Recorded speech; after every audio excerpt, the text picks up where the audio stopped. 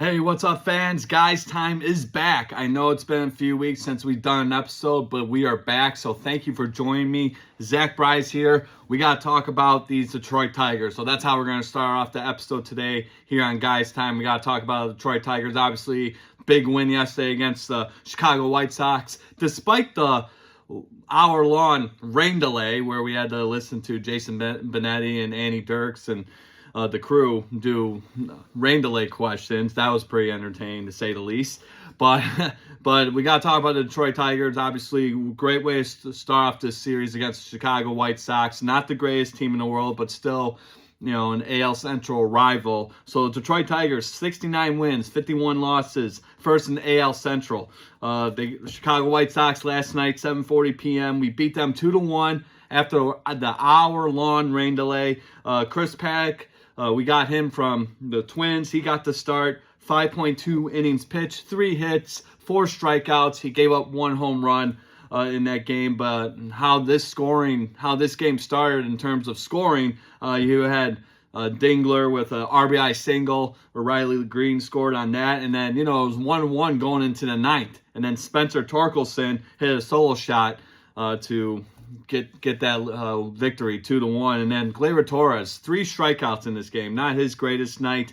And it seems like that's the case for the Detroit Tigers, right? Ever since after the All-Star break. I mean, we've had these up and down moments. Obviously, we had that horrible stretch a few weeks ago where we lost 12 out of 13, headed into that Sunday day baseball game against the Toronto Blue Jays when they were at Comerica Park.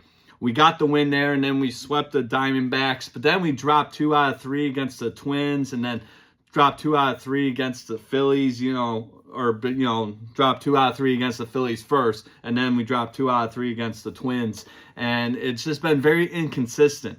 And, we said on here on the podcast that what did the Detroit Tigers do at the trade deadline? They didn't do anything. Nothing significant. I mean, Scott Harris, Chris Ilitch, the Detroit Tigers organization, what the hell did you guys do to make this team better? Like, were you satisfied with where we were at that point? I mean, you have to remember, we got to go back before the All-Star break. We got swept by the Seattle Mariners. We got absolutely annihilated by the Seattle Mariners. That whole series, that 3-game series, they scored 35 runs against us in that series. So I guess that's good enough, right? And we had a 4-game losing streak going into the All-Star break. So for the Detroit Tigers to not do anything at the trade deadline, I don't know. It didn't make sense. It boggles my mind to this day, but it is what it is. So Detroit Tigers, victory last night against the Chicago White Sox. Kind of a slow game, kind of a boring game. Like I said, it was 1-1 for the majority of the game until the 9th inning. Spencer Torkelson solo home run to get that victory 2-1 against those White Sox. So I want to talk about pitching, because that seems like the biggest issue with the Detroit Tigers. Yes, there's been times where, okay, the bats are not hot, the bats are not doing good. Like, this is not the Detroit Tigers offense that we saw early on in the season, April, May, even at some points in June.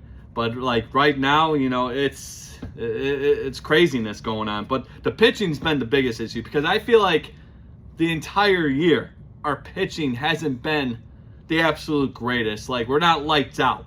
Okay, Tarek Skubal is the only exception. Obviously, he's our ace. But I'm talking about the bullpen, the supporting cast. All season long, very inconsistent. So the post-All-Star game stats for the pitching, the team ERA is 4.62. Not great. I mean, it could be worse, but I mean, we need to get that lower down. Like I said numerous times on Guys Time, pitching wins championships. You need to have pitching. You need to have good pitching in order to succeed in the postseason. So, prime example, Tommy Cano, 7.36 ERA post All-Star break. That is god-awful. I don't even know why he's still on the team, to be honest with you. Will Vest, he was lights out. He was our closer at the beginning of the year. Now, 5.40 ERA versus his pre-All-Star ERA of 2.30. So he went from 2.30 ERA to a 5.4 ERA, just like that. Pre-All-Star game, post-All-Star break. So what happened there? I don't know. He got the save last night rather. So good for him. He needs to start picking that up because he was lights out earlier in the year. Now he's fallen on some bad times. So he's got to pick it up. This bullpen needs to pick it up because it's god-awful. Kiter Montero, 9.72 ERA post All-Star break. Johnny Morton, we got through free agency, 6.1 ERA. So these are ERAs that god-awful. And it explains why we have a team ERA post All-Star break of 4.62. You're not going to win a whole lot of games when you have that bad, not that greatest of an ERA. Pitching needs to come alive. I mean, I'm talking about like the rest of the year. Like not in the next couple weeks, not in the next couple days. Like obviously pitching needs to show up these next 2 games against the Chicago White Sox because we have to go to Minnesota and try to win 3 out of 4. We got a 4-game series there. We got to try to win 3 out of the 4 games against Minnesota in a couple days, but pitching needs to help us. I mean, pitching definitely needs to, be the primary point of success going forward. But, you come into this game yesterday, the Detroit Tigers did. They won the series against the LA Angels this past weekend. They won 2 out of 3. That's amazing. And that's their first series win since July 30th, guys. It was a couple weeks ago. They swept the Diamondbacks, like I mentioned a little while ago. But then, like I said, they lost 2 out of 3 against the Phillies, and they lost 2 out of 3 against the division rival, the Twins. This is the rest of the month for the Detroit Tigers. They got 4 games, as I mentioned, after the Chicago White Sox series. 4 games versus the Twins. At the Twins, they have a 56-61 record. Then you got 3 games at home against the Houston Astros, 66-52 record. Decent team. The Royals, 3-game series. They're 58-60. 9.5 games back in the AL Central. The A's, can't say the Oakland A's. The Athletics, 3-game series. 53-67. God-awful. Not the greatest. And then again, Royals, 3-game series. So looking at the schedule, it's kind of favorable for the Detroit Tigers, with the exception of the Astros, of course. That's going to be a tough matchup. But I said, again, here on Guys Time, post All-Star break, some of these not-so-good teams, teams who are barely fighting for a wild card spot, they're going to play their best baseball because they have something to play for. They have everything to lose, right? I mean, they don't make it to the postseason, and obviously it's over. So they're going to try their best to play their best baseball. And it seems like the Detroit Tigers are just satisfied with where they're at right now. We need to go on a winning streak. I think I speak for everyone here in Detroit, any Tigers fan around the world. A solid maybe 6 to 8 game winning streak, or even double digits if we're lucky. I mean, looking at the schedule for the rest of August, it's very possible. I mean, we started off, Chicago last night, right? And then we won Sunday's game against the Angels. So far we have a 2-game winning streak. So we need to complete the sweep against the Chicago White Sox. Then we got to go to Minnesota for a 4-game series. Try to sweep them. But we need to get something going. Like I said, 6 to 8 game winning streak, maybe even 10-12 game winning streak would be great. I mean, is it possible? Yes. Will it happen? I'm not sure. But it's very doable with our opponents for the rest of August that I just mentioned. So we'll see what happens with that. Cleveland. I mean, guys, over a month ago, early July, the Detroit Tigers had a 15.5 game lead in the AL Central. Now, they only have a 5-game lead in the AL Central because Cleveland decided to play their best baseball the past month and a half. So Cleveland, going back a couple nights ago, they lost 6-4 against the Chicago White Sox. They're 6 games back, And like I said, the Detroit Tigers had a 15.5 game lead in the AL Central in early July. It's August 12th. So over a month ago, we had that big of a lead. Now it's shrunk down to 6. And yes, obviously losing 12 out of 13, that horrible stretch there a few weeks ago definitely didn't help us out a lot. But that's what I'm talking about. The Detroit Tigers need to wake up, get something going, get a winning streak going. It's very doable. So, that's Detroit Tigers in general. We got to talk about Riley Green because he's one of our best players, in my opinion. He might be even the best player on this Detroit Tigers squad because it seems like he's the only guy that can get on base and hit, but he does strike out a lot.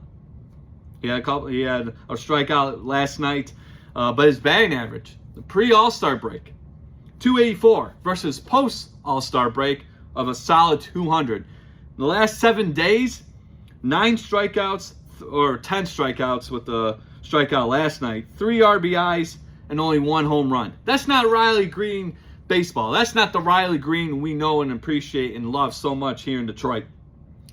And even despite the struggles, he still leads the team in home runs, 27, RBIs, 87, and hits, 120. So despite Riley Green not being himself the past few weeks, he still leads the team in 3 major categories: home runs, hits, and RBIs. But again, this whole offense needs to do something. I mean, 2-1 last night, that's good. We will take that. But we need to get guys on base. I mean, Sunday, we win 9-5. We were up 7-0 at one point. So again, bullpen issues, almost giving away the game when we don't, we shouldn't even be in that situation, right? So I'm telling you, this series against the Chicago White Sox, I want to see some runs. The bullpen needs to do their job. It's been very frustrating at times because we've lost a lot of games due to our bullpen. We got to sharpen up, man. Like I said, before we know it, the postseason's going to be here. And what's going to happen? We're going to get kicked out in the first round because our pitching sucks or because our bats don't come alive. Having the inability to score runs and put guys on base. I don't know. I mean, something's got to give. Something needs to happen. But Detroit Tigers, they got the Chicago White Sox game 2 tonight, 7:40 p.m. against the Chicago White Sox. Got to figure something out. But then the last 10 games, before yesterday's matchup, last 10 games, the Detroit Tigers, 5-5 record. And then Cleveland, 8-2. So one team's playing subpar baseball, not the greatest baseball. Other team is high. And that's baseball. You're not going to be perfect for 162 games. It's impossible. You're going to deal with the injuries. You're going to go on bad losing streaks. You're going to have guys who are in slumps. The bullpen's going to be garbage at times. We have dealt that. All of that in a bag of chips, right? But we need to come together now. We need to find something. I mean, we got to dig deep. If we want to make a long postseason run, possibly a World Series. Whoa, thinking ahead, Zach, looking ahead. Let's focus on now. I get it. But it's August 12th, dude. Before you know it, it's going to be the MLB postseason. Can the Detroit Tigers survive the first round? Will they have the ability, the manpower, the bullpen efficiency, the offensive side to have a deep run in the postseason? Yet to be seen. But what I saw last night, 2-1, it's a win. Can't be picky, can't be selfish. But something, like I said, I would like to see a winning streak. Especially since we got the Chicago White Sox next 2 games, and then you got the Twins for a 4-game series. Those are 2 AL Central rivals. We win all those games, I'll be very comfortable moving ahead because now our lead in the AL Central grows when we have that winning streak. Now we just need Cleveland to lose as a result. So, Detroit Tigers, 2-1 last night against Chicago. Jack Flaherty gets the start tonight. He's actually not doing too bad. Month of July, he did pretty good. So, August, just keep going. He gets the start tonight. And then to be announced for the last game tomorrow 2:10 p.m. against the Chicago White Sox to end that series. And then to start off the Minnesota series Thursday night, dude, these guys never get a day off. I remember back in the day, it seemed like you get one day off and then you have a 3-game series and then, day off. No, these guys are playing baseball Monday through Sunday. It's insane. But you got the Minnesota Twins, first game, you got Scooble on the mound. So, hopefully that'll be a win as well. But we got to focus on tonight. We got to win tonight. Game 2 against Chicago. Jack Flaherty gets a start. Check that out. Play some bets. Go Tigers. But yeah, got to get a winning streak going. Get something going.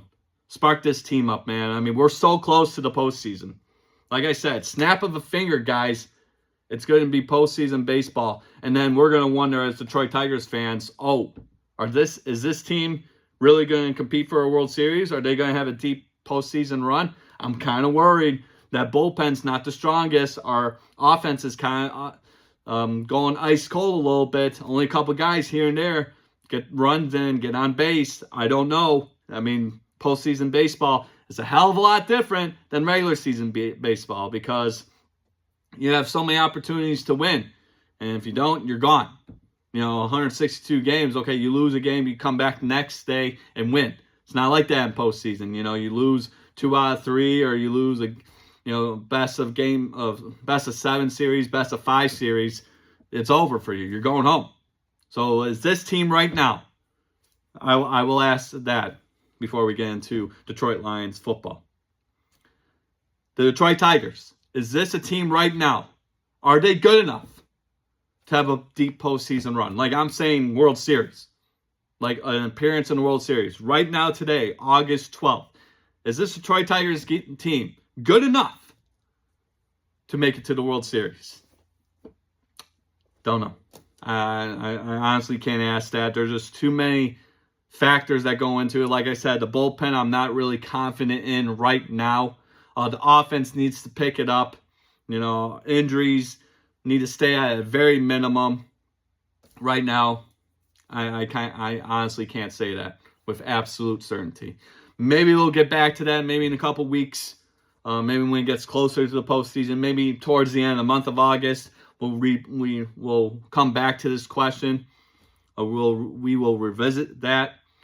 But right now, I don't know. So Detroit Tigers tonight, game 2, 7:40, Chicago White Sox. We got to talk about the Detroit Lions. I know it's been forever since we talked about football or anything related to the Detroit Lions. And yes, don't worry, football fans. Football is almost here. I know in a couple weeks, a lot of you are going to do your fantasy football drafts. I will be doing a fantasy football draft myself. A couple of them actually this season. So don't worry, relax. Be patient, okay? Don't lose your marbles. Football is back. High school football started yesterday, so that's exciting. Michigan high school football, I tell you, it is pretty entertaining. I watched a lot of games the past couple of years. It's pretty fun. I mean, don't get me wrong. It is pretty fun. But the pros, college, game 1, week 1 of college football, you got Texas versus Ohio State and defending national champions. That's going to be a great game. I don't know why they put noon kickoff. That should be a late night game, like a 7 o'clock game. But it is what it is. I'm going to be at a golf outing, so I'm going to have to put it on my phone and watch some highlights or watch some of the game, maybe. But you have that going on. I think, Notre Dame is playing Miami, I do believe, that weekend as well. So a lot of big games, week 1 in college football. We'll get into that in a couple weeks. Too early now. But yes, college football, NFL, guys, we are almost there. Trust me. So Detroit Lions, obviously preseason, they had that horrible, embarrassing Hall of Fame game a couple weeks ago against the Chargers. Okay, it's preseason, whatever. Who cares, right? Lost 34-7. And then the following week, you had the Atlanta Falcons, Kyle Allen. Now, I mean, we're seeing QB2. Who's going to be the backup? Obviously, it's not going to be Hendon Hooker. We'll get to him in a couple seconds. But Kyle Allen, in that game against Atlanta last week, 7 for 8, 120 yards, 2 touchdowns, 0 interceptions. He looked absolutely great after throwing 2 picks in the Hall of Fame game. But then Hendon Hooker. Okay.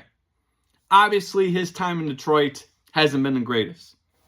The game against Atlanta last week, 2 fumbles. He lost both of them. His ball security's not there.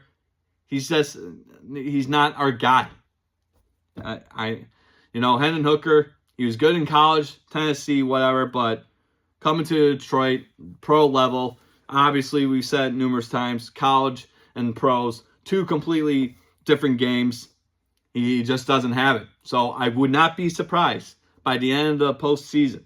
We got Miami this weekend, and then we finish up with Houston before that crazy Week 1 matchup against our division rival, the Packers. That's crazy. All my years watching Detroit Lions football, I don't remember a time where we opened up the season against the Green Bay Packers. I don't know. Maybe we did years ago, but it's always against a team in another division, another conference, the AFC or another division in the NFC. But Week 1, Green Bay, at Green Bay, primetime, 4:25 p.m., CBS. We have to listen to Jim Nantz and Tony Romo. I know you guys, a lot of you don't like Tony Romo, but dude, he's actually not that bad. Like, he knows his stuff. But anyways, we have that going on, but the Lions and Hendon Hooker, it's not for him. It's not the right fit. Him and Detroit, it's not a great combination. So I wouldn't be surprised if he gets released or he gets cut. Obviously they have a 53-man roster. I just don't see him, staying with the Detroit Lions. I mean, imagine him being the quarterback too. If God forbid, knock on wood, if anything happened to Jared Goff this season. Hopefully he doesn't. Again, knocking on wood. But imagine Hendon Hooker being QB2. Yeah, it's a disaster. I would rather have Kyle Allen. So we'll see what happens this Saturday with the Miami Dolphins. But now we have to talk about somebody who's been getting a lot of praise, a lot of attention. One of our draft picks from the draft in April. Isaiah Tesla. Arkansas, wide receiver, 3rd round pick, 70th pick overall. I mean, this guy, I've seen highlights. This guy could definitely be our wide receiver 3. 100%. Be J-Mo, it would be Amon-Ra St. Brown, and Isaiah Tesla. Because Tesla comes in 6 feet 4 inches tall, 214 pounds. So he has the size, he has the speed, the route running skills. He can catch the damn ball, and he scored his first NFL touchdown last weekend against Atlanta. He comes from Hudsonville, Michigan, so he's born and raised here in the great state of Michigan. 2 receptions, 14 yards on 3 targets. He had a touchdown, like I mentioned, against Atlanta. So Isaiah Tesla, I like this guy. I mean, he's a perfect fit. I think he can. You give him a lot more reps. I mean, he's definitely enjoying that wide receiver core with Amon-Ra St. Brown and Jameson Williams. And then we have one of the top wide receiver cores in the NFL. But Tesla is the man, and I hope they use him a lot this Saturday against the Dolphins. It's going to be very interesting how they use them. The Dolphins game Saturday, 1 p.m. We're probably going to see more Kyle Allen. I would assume, Hendon Hooker, his time in Detroit, the Detroit Lions experiment with Hendon Hooker did not work. Did not work. He needs to go. But at the running back position, obviously you got Jahmyr Gibbs and David Montgomery, Sonic and Knuckles, the 1-2 punch. They were absolutely phenomenal last year. So entertaining to watch. But now running back 3. You got a bunch of running backs. You got Craig Reynolds, who's been on the team for a couple years now. Jacob Sailors. This is his 3rd team in 3 years.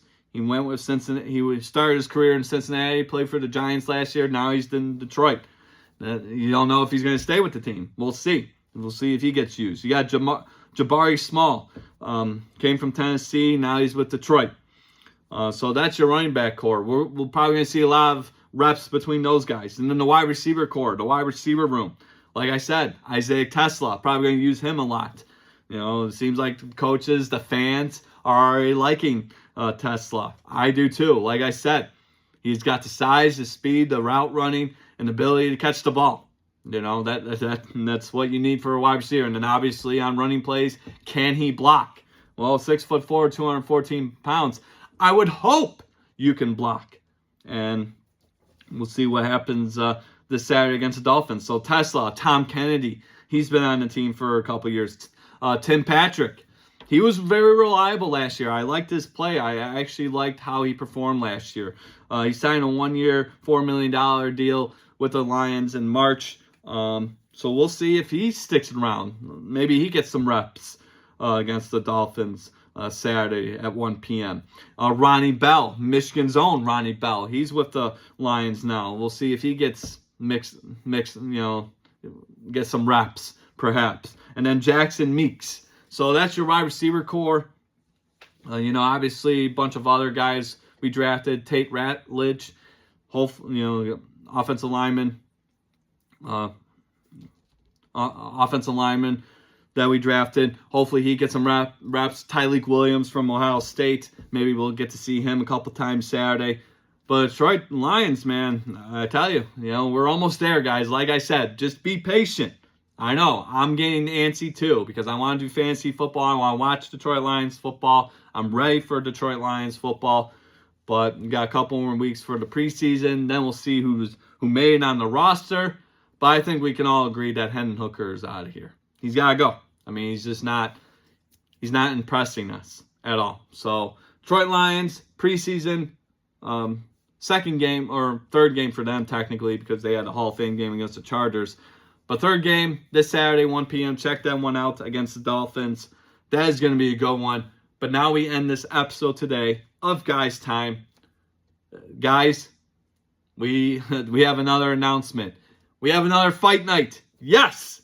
UFC 319 is this Saturday, 10 p.m., ESPN Plus. Also, big news coming out yesterday. I'm sure a lot of you fight fans already know. The UFC, all of its fights, all of its content is moving to Paramount Plus and CBS starting next year. The beginning of next year. They signed a 7-year, $1.1 million deal, media rights deal. So that's crazy because I would never have thought in a million years that MMA mixed UFC would be on CBS. That's a major television station.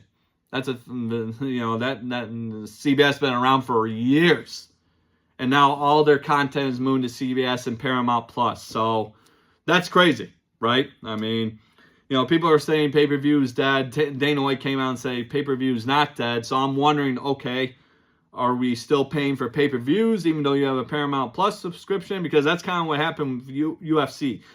Or ESPN Plus, rather. ESPN Plus, you had a subscription, right? But you still had to pay $80 for pay-per-view. Are we going to see that same model with a Paramount Plus? Hopefully not. Hopefully you have a Paramount Plus subscription and you can just get all the fights for whatever it is, $8 a month, whatever it is now. They're probably going to increase the price of Paramount Plus as a result. I wouldn't be shocked about that. But that's crazy because, last week you had the WWE moving to ESPN with all their media and all their content. So that's going to cost a lot. So a lot of these changes happening in the streaming world. Is it for better or for worse? I mean, yeah, it's more convenient maybe, but then I believe you're going to pay more as a result. Like ESPN Plus, you have an ESPN Plus subscription, you're going to pay a little bit more now because WWE's coming to town. And then Paramount Plus, UFC's coming into town. You're going to pay a little more, I believe. They're trying to sell, it's only $8 a month to watch all these live events and, these matchups and everything UFC, but there's going to be a price increase. Just like with everything, right? There's always price increases for Netflix. I just found out a couple weeks ago that Peacock is increasing their price for their subscription. I might even cancel that because that's ridiculous, but we'll see what happens. So you had that going on, the UFC going to CBS and Paramount Plus starting next year. Obviously, their contract running out this year with ESPN. Longtime partner, media rights partner, but yeah, they're moving to another home starting next year for the UFC. So good for them, I guess. So going back to UFC 319. It's this weekend. We got the middleweight championship on the line. DDP, Dricus du Plessis, defending the middleweight title. He is the champion versus the challenger, Khamzat Chimaev, in the main event. 5 rounds for the UFC middleweight title. That is going to be a great fight. Main event, plus 180 odds for DDP to win, minus 220 for Khamzat. So obviously Khamzat is the favorite in this matchup. So Dricus du Plessis, 23-2 record. 11 of those victories he won by submission. He's on an 11-fight winning streak, guys. He has an undefeated record in the UFC, 9-0. And this is his 4th title fight as a result. So DDP is definitely making a name for himself, not only in the UFC middleweight division, but in the UFC in general. So, winning streaks, they continue or they get broken. We've seen this numerous times in the UFC. So we'll see what happens this weekend. Does Khamzat break that streak, or does Dricus du Plessis continue his dominance as the middleweight champion? And some of the guys DDP has defeated. He's beaten Sean Strickland 2 times. He defeated Israel Adesanya by submission a couple years ago. This is his first fight since February 2025 when he beat Sean Strickland for the 2nd time to retain the UFC middleweight title. So you had that going on. He's also beaten Robert Whittaker, Derek Brunson, to name a few other middleweights in that division. Some big names there. But yeah, Dricus du Plessis is the man. But now he's going up against his toughest battle yet, Khamzat Chimaev. I say it numerous times about fighters on the podcast. Savage doesn't even begin to describe this guy. This guy is insane. I mean, great fighter. I mean, he goes in there and handles his business. I mean, DDP might be in trouble against Khamzat Chimaev. So Khamzat Chimaev, he's undefeated, guys, 14-0 in his mixed martial arts career. He made his UFC debut back in July of 2020. He has 6 finishes. 3 of those 6 finishes by submission. So I'm thinking possibly in this fight, we might see a tap out. We might see a submission. If we see a knockout, cool. But I just think with these guys, with their styles, how they fight, how they compete, we might see a submission in this fight. But we'll see. We'll see what happens. So you have that going on. This is his first fight since October 2024. He beat Robert Whittaker at UFC 308. So they have that in common. They beaten one of the best middleweights of all time in Robert Whittaker. But he's also beaten Kamaru Usman by majority decision. That was a fight a lot of people said, Kamaru's done. He's old. He can't handle Khamzat. He looked pretty good in that fight. Some may argue he might have won that fight.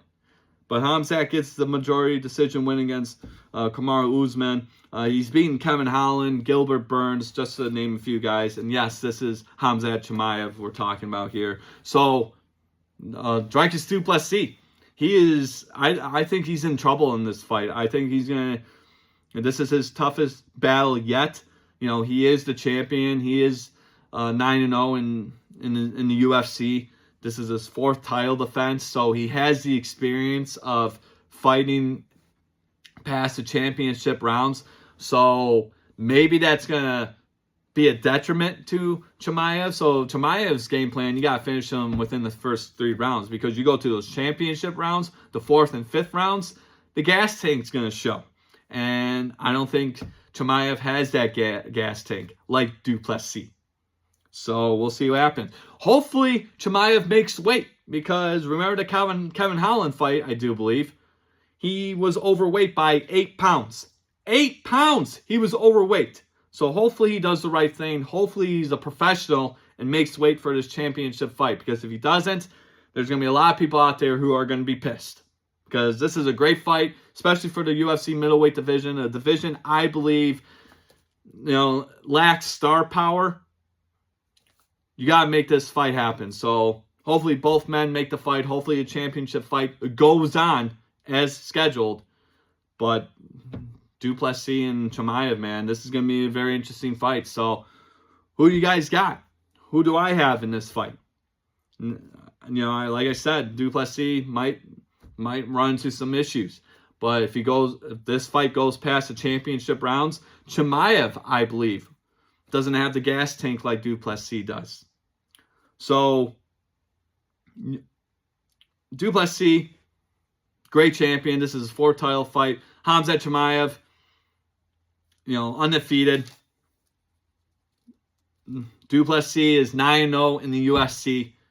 I got to go with the champion, Duplessis. He's going to retain the middleweight championship. This is going to be a great fight. But like I said, Duplessis got to find a way to drag this fight on, because if Chimaev gets going, especially in the early rounds, it's going to be trouble for Duplessis. But I got DDP winning this one. He's going to retain the middleweight championship as a result. So that's my pick. That's the main event this Saturday, UFC 319, United Center, Chicago, Illinois, 10 p.m. The main card starts. Check it out. So you have that. And then the co-main event, this is going to be a good one. Featherweights, 145-pound division. You got Lerone Murphy versus Aaron Pico, who's making his UFC debut. He comes from Bellator. So Lerone Murphy, he's undefeated. 16-0, 1 record, 1 draw. And that was his first UFC fight, back in September of 2019. What a way to start off your career in the UFC, right? You get a draw decision. But since then, he's undefeated, 16-0. His last 4 fights have gone to the judges. He's won by unanimous decision, but he didn't have the ability to, finish the fight by knockout or submission. So definitely gotta keep in mind that maybe that's what he's thinking. Hey, this fight, I gotta knock this guy out. I have to ruin his UFC debut. So we'll see what happens. But he's got notable victories against Edson Barboza, who is a veteran in the UFC. Dan Ige, a great featherweight. Josh Emmett, another great featherweight, another savage, right? This is his first fight since April 2025, where he beat Josh Emmett by unanimous decision. That was a pretty good fight there. But yeah, Lerone Murphy definitely looking for that finish. But then he's got Aaron Pico in his way, making his UFC debut. He's on a 3-fight winning streak. 2 of those victories come by finishes of knockout or a technical knockout. He has a 13-4 record. He comes from Bellator. I mean, this is a great co-main event for UFC 319. So this one's going to be a good one. I got Lerone Murphy. I think he just continues. He might even get a finish in this fight.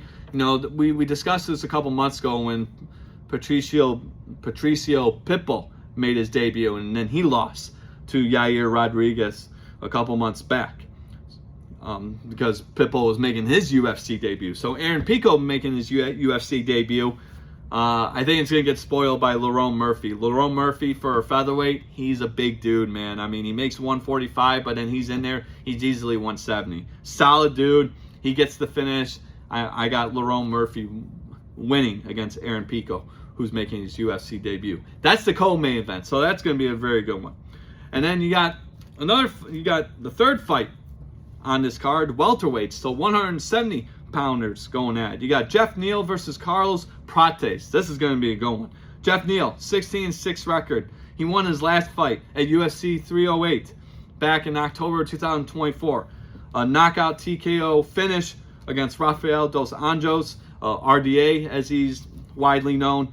So that was a great victory for Jeff Neal. He was on a 2-fight losing streak going into that fight. He lost to Ian Machado Gary and Shavkat Rakhmonov, 2 top welterweights in the UFC today. So Jeff Neal looks to continue his winning ways going into UFC 319 this Saturday. So 10 of those wins from Jeff Neal have come by knockout TKO. So he's looking for the finish. I mean, he's a knockout specialist. We'll see what happens, because he goes up against Carlos Prates, who comes in with a 21-7 record. 16 of those wins or by knockout TKO. So another knockout artist. So someone's probably gonna get knocked out in this fight. Someone's gonna get the finish, whether it be Prates or Neal. But Prates, he had an 11-fight winning streak going to that Ian Machado-Gary fight way back in April of this year. He had an 11-fight winning streak that was snapped by Ian Machado-Gary, lost by unanimous decision, April 2025. And I know we briefly touched about it because I remembered specifically talking about that fight and how Carlos Prates just didn't look like himself. Like, I don't know if he was gassed. I don't know if he was confused by Ian Machado-Gary's fight style. I don't know. Maybe he was just tired, maybe from the weight cut. He just didn't look like the Carlos Prates that we know and appreciate, us fight fans. So hopefully he bounces back against Jeff Neal this weekend. And he had 10 straight finishes by KO, TKO going into that fight against Ian Machado-Gary. So we needed to see the old Carlos Prates. I think we're going to see it this Saturday against Jeff Neal. I got Prates winning this fight against Jeff Neal, but this one is going to be a good one. Welterweight bout, both knockout artists, both trying to get back in the in the win column. Jeff Neal obviously trying to extend his winning ways, but then Carlos Prates trying to bounce back from that defeat against Ian Machado-Gary. That's something they have in common. They both lost to Ian Machado-Gary. Like I mentioned earlier, he's a top welterweight in the UFC today.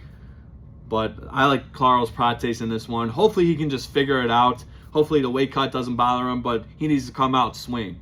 Someone's going to get knocked out, or someone's going to get the finish, and Carlos Prates is going to be that guy. So that's my pick. That's going to be a very good fight. Third fight on the main card. Check that one out. And then the second fight on this card, we got the battle of old men. we got some old guys competing at the middleweight division, 185 pounds. So the second fight on the main card, Jared Cannonier, guys, 41 years old, and he's still doing this. Good for him. Going up against Michael Venom Page, widely known as MVP, coming over from Bellator, made his debut last year. So Jared Cannonier, 18-8, old record, 11 wins by knockout TKO. So another knockout specialist. He's looking for that knockout because I've seen many of his fights, and yeah, he's ready to knock some dudes out. His last fight, he won by KO TKO finish in February 2025 against Gregory Rodriguez. So Jared Cannonier looking to continue his winning ways.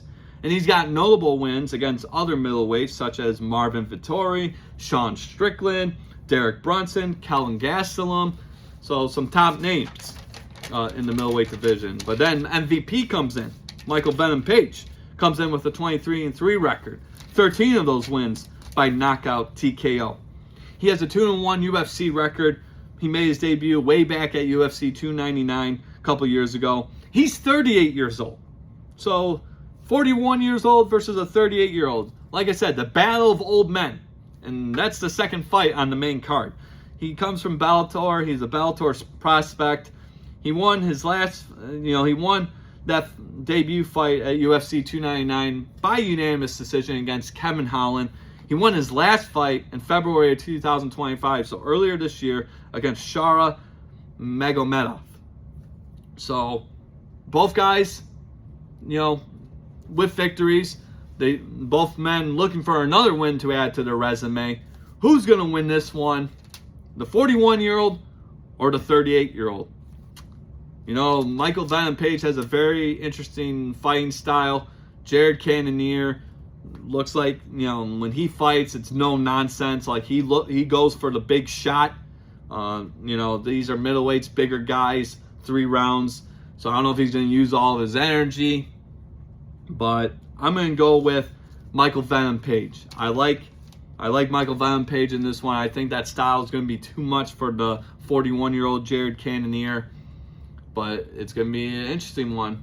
I got MVP winning that one. So that's the second fight on the main card. That's going to be a good one as well. And now the fight to open up the main card this Saturday for UFC 319, 10 o'clock p.m.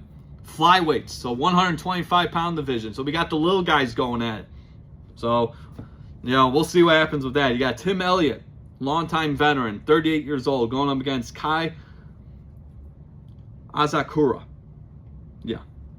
Kai Asakura going up against Tim Elliott. Tim Elliott, 38 years old, 21-13-1 record. First fight since December of 2023, so almost 2 years ago. So that's going to be very interesting. So he goes up against Kai Asakura from Japan, 21-5-0 record, 13 of those wins by knockout TKO finish. He lost his last fight versus the flyweight champion, Alexandre Pantoja, for the flyweight title at UFC 310 way back in December 2024. So he looks to bounce back from that loss, maybe get into title contention in the flyweight division. And then Tim Elliott, 38 years old, looking to add another victory in his career, rather. So who's going to win this one? I got Kai Asakura win this one. I'm going to take the young guy. I think he needs this more than anything, right? Bouncing back from that loss against flyweight champ Alexandre Pantoja. And then Tim Elliott, the age, 38 years old doing this. It's crazy. We say like Michael Van Page, he's 38 years old. Jared Cannonier is 41 and still doing this. But yeah, I think Kai Asakura is going to win this one to open UFC 319. So that's your main card, guys. It's going to be a good one. UFC 319 this Saturday night. Chicago, Illinois, United Center. Duplessis versus Khamzat Chimaev. 5-round main event for the UFC middleweight title. That's going to be an amazing fight, too. So this card actually, on paper, looks pretty good. Hopefully the fights deliver. There was a fight night last week, and dude, a lot of those fights, I was watching a couple of those fights. Those fights look pretty damn good. I mean, there was a lot of finishes. There was a lot of crazy things happening. And it seems like that, right? Like the pay-per-views, okay, it could be good, it could be bad, it could be whatever. But then the fight nights, just the regular fight nights, a couple of big names here and there, but whoever. But it seems like the fight nights deliver more than these big events. The UFC 319s or, obviously going in the future, UFC 320s, 321. But I don't know. That's just me. I've noticed that. Like, these fight nights are putting up better fights, more entertaining fights. But, I get, it's a situational thing. It depends on the fighter if they decide to show up and fight or just, hug people for 5 rounds like we saw with Ankalaev and Pereira back earlier this year. Yeah, we don't need to discuss that. But anyways, we'll see what happens. But that main card looks pretty damn good on paper. Hopefully they deliver. But then now we got to go to the prelim. So this starts at 8 o'clock Saturday night. You got King Green, formerly known as Bobby Green, but he goes by King Green now. 38 years old, going up against Diego Ferreira, who's 40 years old. So another battle between two old guys. So Green comes in with a 32-17-1 record. 11 of those wins by TKO knockout. 9 submission victories for him. He's on a 2-fight losing streak. He got finished both times. He got finished by Paddy Pimblett. He submitted him back at UFC 314. And then Mauricio Ruffy ended that fight by TKO finish at UFC 313 back in March of this year. So he needs this victory, obviously. I think if he loses this fight, he might retire. He should retire. 38 years old and you're still doing this. You're crazy, but at the same time, I respect you for doing it. So we'll see what happens with that. And then Diego Ferreira, 40 years old, another veteran in mixed martial arts, 19-6 record. He lost his last fight against Grant Dawson way back at UFC 311 a couple years ago, or a year ago rather, by unanimous decision. So both guys on losing streaks, both guys needing a win. We'll see what happens with that. But that's prelims. A key prelim fight there. You have Chase Hooper going up against Alexander Hernandez. Another lightweight bout. Yeah, that was a lightweight bout between King Green and Diego Ferreira. But then you got another lightweight fight between Chase Hooper versus Alexander Hernandez. So Chase Hooper, 16-3-1 record. wins by submission. So he might submit this guy. He might submit Alexander Hernandez. Who knows? He's on a 5-fight winning streak. 3 of those finishes by submission. Again, he's a submission specialist, so he's going to try to find a way to make the guy tap out. His last fight, he defeated Jim Miller, longtime veteran of the UFC, by unanimous decision back at UFC 314. So Chase Hooper definitely making a name for himself in the UFC. I watched a few of his fights. He is exciting to watch. But he's going up against Alexander Hernandez. He has a 16-8-0 record. He's on a 2-fight winning streak. So the battle of winning streaks. Again, we said it earlier. Winning streaks continue. Other winning streaks are meant to be broken. Whose winning streak is going to continue and whose is going to be broken? I think Chase Hooper is going to continue. His winning streak is going to continue after Saturday night. But going back to Hernandez, Alexander Hernandez, he won his last fight against Curtis Halibo back in March of 2025, earlier this year. So, yeah, that's going to be a very, very good matchup as well. But, yeah, some key fights for UFC 310, or 319 rather, this Saturday night. Check it out. You got baseball. You got Lions preseason, other preseason games for the NFL. You got Fight Night, UFC 319. We got a bunch of events coming up too. You know, we still got Canelo versus Terrence Crawford September 13th on Netflix. We'll dive into that in the next couple weeks. You got college football. We'll be talking about that for the next couple weeks here. But this weekend, this week alone, Tigers baseball, other baseball going on right now. You got Detroit Lions preseason and the other preseason games. And then you got UFC 319 this Saturday night, 10 p.m. The main card starts. Check it out. Place some bets. It's going to be a good one. And just like that, we're done for today. So thank you for joining me right here on Guys Time. You guys, you already know the drill. YouTube, Spotify, Apple Podcasts, wherever you listen to your podcasts. If you want to see my beautiful face, I'm on YouTube at Guys Time with the Bryce. And it was nice to have you guys come on today. It's Tuesday. Looks a little crappy out here right now in Michigan. I don't know how it is everywhere else. But you guys enjoy. You stay safe. And play some bets this weekend. Watch some sports. Spend time with your family and friends. Enjoy the rest of the summer because, you know, you got kids going back to school in the next couple of weeks. So enjoy the rest of your summer. And yeah, it's been a great year so far. We got to continue. All right, guys, check this episode out. Zach Bryce is out. You have a great rest of your day. Stay safe out there, my friends. You guys are amazing. Have a good day, guys. Take care.